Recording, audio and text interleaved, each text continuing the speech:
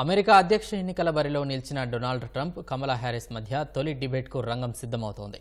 September 4న Fox News వేదికగా కమలా హ్యారిస్తో చర్చకు Trump అంగీకరించారు. పూర్తి స్థాయిలో ప్రేక్షకుల మధ్య ఈ చర్చ జరగనున్నట్లు తెలిపారు. జూన్లో CNN న్యూస్ ఛానల్లో బైడెన్, ట్రంప్ మధ్య ముఖాముఖి చర్చ జరగగా అందులో ట్రంప్ పైచేయి సాధించారు. అనంతరం బైడెన్ రేసు నుంచి వైదొలగడంతో కమలా హ్యారిస్తో చర్చకు ట్రంప్ సిద్ధమయ్యారు.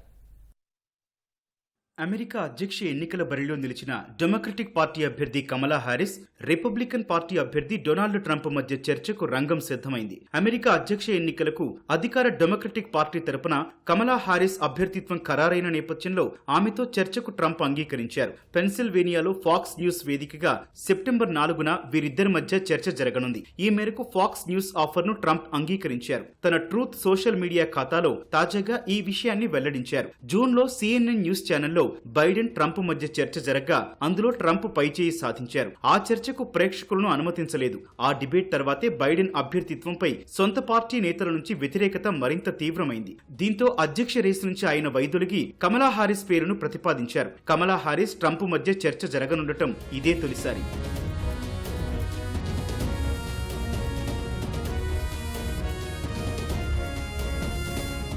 వాస్తవానికి సెప్టెంబర్ 4వ తేదీన ABC ఛానల్లో జో బైడెన్ తో ట్రంప్ ముఖాముఖి చర్చలో పాల్గొనాల్సి ఉంది. అధ్యక్ష రేసు నుంచి బైడెన్ వైదొరగడంతో ఆ డిబేట్ రద్దయింది. ఫాక్స్ న్యూస్ డిబేట్ పెన్సిల్వేనియాలో జరుగుతుంది.